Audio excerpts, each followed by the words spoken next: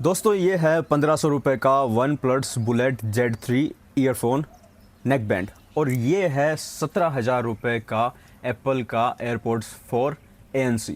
और video start होते ही मैं बताता हूँ वीडियो में क्या बोलने वाला हूँ। इन दोनों की साउंड क्वालिटी का कंपैरिजन मैंने किया और इस वन प्लस 1500 रुपये वाले वन प्लस ईयरफोन की साउंड क्वालिटी इस 17,000 रुपये वाले एयरपोर्ट्स 4 से बहुत बढ़िया है।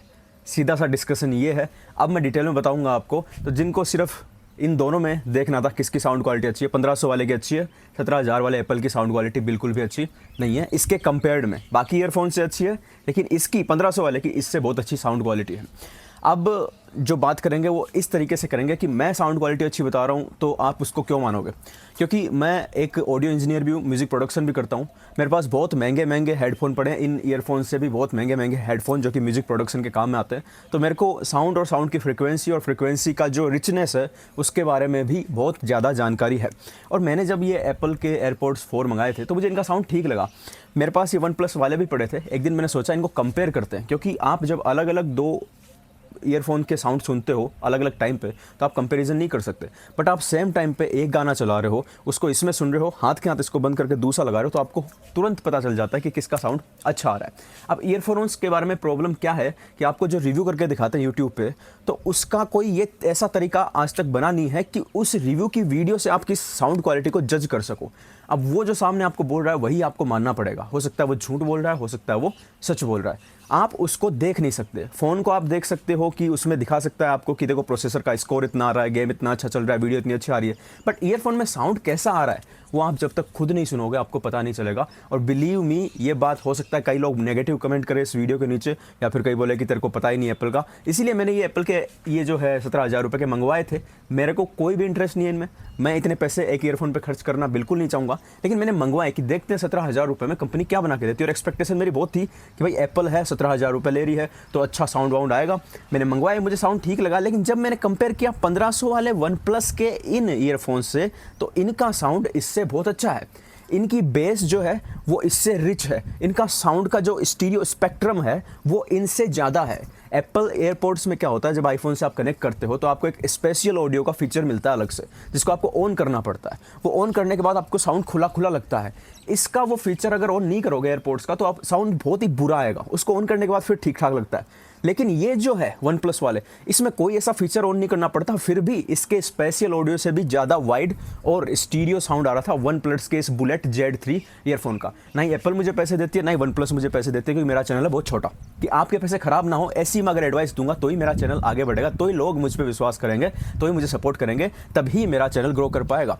तो मैंने ये सिर्फ और सिर्फ 17,000 रुपये इसीलिए काटे कि मैं देखूँ, मैं देखना चाहता था कि भाई ये 17,000 रुपये में क्या साउंड क्वालिटी बहुत भयानक मिलती है, क्या नहीं मिलती। 1500 वाले में ज़्यादा अच्छी मिलती है। अब देखो एक और चीज़ बता दूं, इस वीडियो में सिर्फ और सिर्फ साउंड क्वालिटी का ही रिव्यू मैं कर रहा हूं। और भी कई चीज़ें इस एयरपोर्ट्स में मिलती है एप्पल वाले में जो कि इस वन प्लस वाले में नहीं मिलती। जैसे कि इसमें एक्टिव नॉइज़ कैंसिलेशन आपको मिलता है। और उसके अलावा आप अगर एप्पल इकोसिस्टम में काम कर रहे हो, जैसे आपके पास एप्पल आईफोन है, आईपैड है, लैपटॉप है, तो आप अगर सेम अकाउंट आपका सेम एप्पल ID लॉगिन किया हुआ है तो आप एक ईयरफोन को ओपन करोगे और सब पे ऑटोमेटिक कनेक्ट हो जाएगा। आप जिस पे वीडियो चलाओगे उस पर आप सुन लोगे। पर ये चीज़ें बहुत छोटी है, ये चीज़ें बहुत छोटी है उन लोगों के लिए जो स्पेसिफिकली ईयरफोन खरीदना चाहते हैं साउंड के लिए। और कई लोग इस तरीके से बेवकूफ़ बन जाते हैं कि एप्पल के 17,000 के तो भाई पता नहीं क्या साउंड होगा, यही मंगवा लेता हूँ मैं। जो साउंड प्रेमी होते हैं मेरे जैसे, मुझे म्यूज़िक का बहुत शौक है, तो वो आपकी निराशा आपको हाथ लगने वाली। 1500 वाला ये मंगा लो जो वन प्लस का है, इसका साउंड इससे बहुत अच्छा है। और मैंने ये चीज़ ना सिर्फ हिंदी सॉन्ग्स में देखी है बल्कि इंग्लिश सॉन्ग्स में भी देखी है। सॉन्ग्स के देखो अलग अलग जॉनरा होते हैं, जैसे कि EDM होता है, पॉप होता है, हिप हॉप होता है, ओल्ड अपने क्लासिकल सॉन्ग्स हो गए, बॉलीवुड होता है। तो उनमें हर में जो सोनिक स्पेक्ट्रम होता है म्यूजिक का वो अलग अलग होता है। मैंने इसमें बहुत सारे जो EDM सॉन्ग्स है वो भी सुने, जैसे मार्शमेलो मैंने सुना है, एलन वॉकर मैंने सुना है, मार्टिन गैरिक्स मैंने सुना है। सब में ये वन प्लस में साउंड ज़्यादा रिच, फुल और एकदम क्लीन आ रहा था। इसमें मुझे थोड़ा डिस्टोर्शन सा फील हो रहा था। मतलब इसमें एक तरीके से एक तो स्मूथ कोई साउंड हो, आप ऐसे दिमाग में एक पिक्चर अगर बनाओ, क्योंकि साउंड सुने बिना ही समझ नहीं सकते आप। अगर पिक्चर बनाना चाहो तो एक स्मूथ चीज़ है और एक थोड़ी सी रफ चीज़ है। इसमें थोड़ा रफ साउंड आता है, इसमें थोड़ा स्मूथ साउंड आता है। बेस वेस और एकदम स्टीरियो स्पेक्ट्रम बहुत ज़्यादा रिच फील होता है इस वन प्लस वाले में। इस 17,000 की बजाय इस 1500 वाले में ज़्यादा अच्छा आ रहा था। तो मैंने वो सुना, EDM सुना, Marshmello, Alan Walker, Martin Garrix सुना। उसके बाद में पॉप सॉन्ग के कई प्रेमी हैं तो मैंने मैरून 5 के भी कई गाने सुने।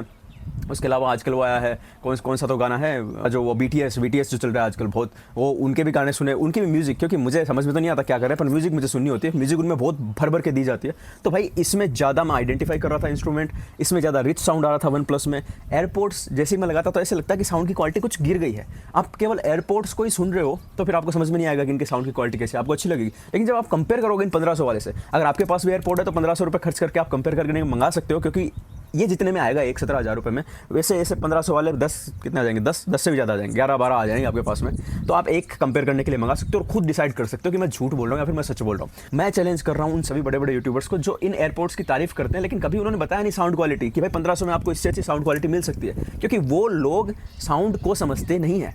मैं म्यूजिक प्रोडक्शन भी करता हूँ, मैं गाने भी बनाता हूँ, मैं म्यूजिक भी बनाता हूँ, हिप हॉप सॉन्ग्स भी बनाता हूँ, EDM भी बनाता हूँ, तो मुझे पता है साउंड कैसे वर्क करता है। जो लो बैंड होता है, मिड बैंड होता है और हाई बैंड होता है, जो फ्रीक्वेंसी के 3 स्पेक्ट्रम में हम बांट के रखते हैं, तो हर एक फ्रीक्वेंसी का अपना रिस्पॉन्स होता है और उस रिस्पॉन्स को कैसे इनके ऑडियो ड्राइवर हैंडल करते हैं, उसी पे साउंड क्वालिटी आधारित होती है।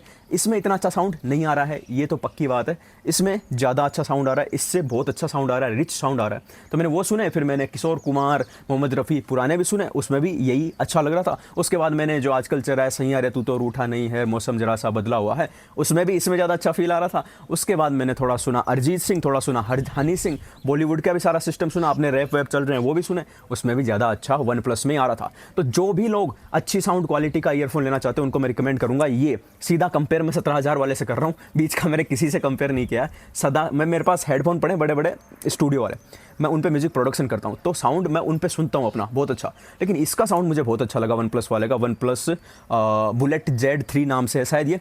मैं अमेजोन का लिंक दे रहा हूँ, इसका एयरपोर्ट्स का भी आपको नीचे, और इस वन प्लस Z बुलेट 3 का भी, दोनों के लिंक आपको नीचे डिस्क्रिप्शन में मिल जाएंगे। आप जाके खुद खोल के देख लेना, रिव्यू पढ़ लेना और आपको पता चल जाएगा कौन सा क्या है। मैंने खुद ने सुन के बताया है अपने कानों से, दोनों मेरे हाथ में है, क्योंकि मैं अगर ऐसे बोल दूंगा तो लोग मानेंगे नहीं, इसलिए मुझे 17,000 रुपये खर्च करने पड़े। अब वैसे मेरे कोई काम के नहीं है 17,000 रुपये, क्योंकि इतना अच्छा साउंड तो है नहीं, 1500 वाले में ज़्यादा अच्छा रहा है, मैं तो इसको ज़्यादा यूज़ करना पसंद करूँगा इसकी बजाय। ये थोड़ा बस कन्वीनियंट है कि थोड़ा फैंसी लगता है, क्लासी लगता है कि यूँ लगा लोगे आप तो ऐसे मतलब तार वार नहीं रहते, और कई लोगों को लगता है कि ये नेक बैंड जो है ऐसे लगाएंगे अच्छा नहीं लगता। भाई अच्छा कि मुझे पता नहीं, मैं साउंड के बारे में बता रहा हूँ सिर्फ। तो साउंड वन प्लस का अच्छा है इस एयरपोर्ट से, और बाकी चीज़ों का मैं रिव्यू इसमें नहीं कर रहा हूँ। जो नॉइज़ कैंसिलेशन है, जो आपका एप्पल इकोसिस्टम की कंपेटेबिलिटी है, उनका रिव्यू नहीं है ये सिर्फ और सिर्फ ओनली एंड ओनली साउंड का रिव्यू है, केवल म्यूज़िक सुनने का रिव्यू है, और किसी चीज़ का मैं इसमें रिव्यू नहीं कर रहा हूँ। और उसमें पक्का 100% वन प्लस का ये 1500 रुपये का ईयरफोन इस एप्पल के 17,000 रुपये के एयरपोर्ट से ज़्यादा अच्छा साउंड देता है। ये बात आश्चर्यचकित कर सकती है, लेकिन सत्य यही है। Thank you very much for watching this video, see in the next video. तब तक के लिए जय सिया राम।